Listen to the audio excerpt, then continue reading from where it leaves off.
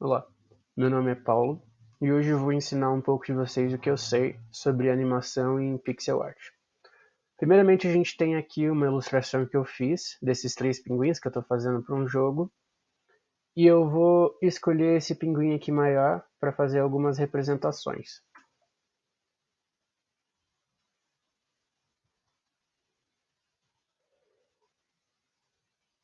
Primeiramente, algumas coisas que a gente tem que levar em consideração é se a gente vai fazer essa nossa ilustração em 16 ou 32 pixels. Bem, o que muda basicamente? Você dá para ver bem o nível de detalhes aqui que você perde e o número de pixels que você tem.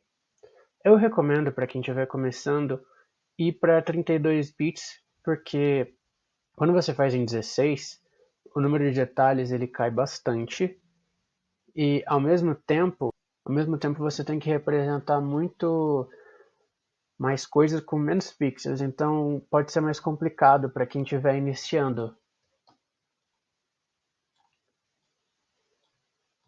Aqui tem o pinguim do meio, como ele ficou, só para vocês terem uma noção.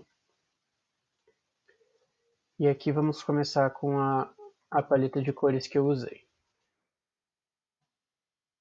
Bem, eu escolhi essas cores aqui, enquanto eu fazia a ilustração, eu já pensei num número reduzido de cores, porque como eu escolhi 32 bits, que seria algo próximo do Super Nintendo ou do Game Boy Advance, eu sabia que eu ia ter uma limitação de 16 cores. O que isso significa? Cada objeto que eu tenho, cada, sei lá, poder que lançar, cada inimigo, cada cenário, ou objeto assim no cenário, ele vai ter só 16 cores no máximo. Então eu peguei essas quatro cores aqui e coloquei um tom de azul mais escuro e joguei elas para o lado. É o que eu gosto para fazer sombra, mas não é uma regra. Aí aqui eu diminuí aquele pinguim maior como uma referência, coloquei ele para uma camada atrás e com a função do lápis eu vou colocando ponto a ponto aqui nessa ilustração. Você pode, com a tecla I, você usa o conta-gotas, escolhe uma cor e puxa ela aqui para o lado e volta de novo para o pincel. Uma característica do pincel é que você tem que programar ele, colocar ele para ser lápis. Porque se você o pincel normal do Photoshop, por exemplo, ele tem um degradê. É quase imperceptível, mas isso vai alterar no número de cores que você pode ter. E se a sua ideia estiver sendo ser o mais purista possível, ou até mesmo buscar uma nitidez melhor em cada pixel, se você deixar esse degradê acontecer, no final vai ter muitas cores aqui diferentes, ela não vai ter essa aparência chapada aqui de uma cor só.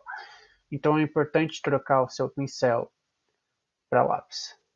Outra coisa aqui que a gente tem que tomar cuidado é a gente vai trazer aqui bem para perto para a gente conseguir ver os detalhes das sombras e tal, mas sempre ter, se possível, uma janela com ele distante, porque o que a gente vai jogando esse jogo ou vendo essa sua animação no final vai estar vendo é essa pixel art de longe.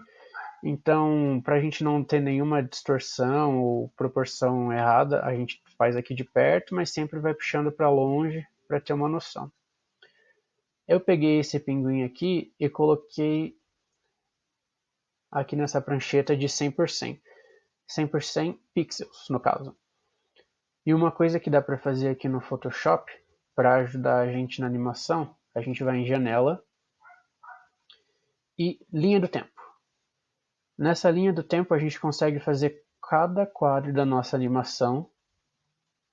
E para quem já mexeu em programa de jogos ou já fez essa animação, sabe que é bom a gente ter esses quadros separados para depois jogar eles para o projeto final e consegue ajustar um tempo em que cada um deles vai aparecer.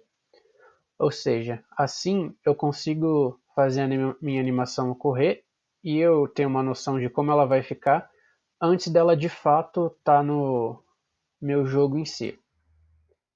Só para vocês terem uma noção, é assim que ele está agora.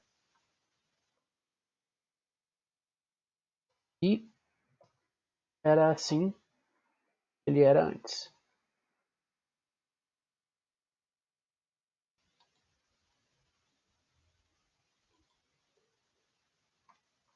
Muito obrigado por assistir. Tchau, tchau.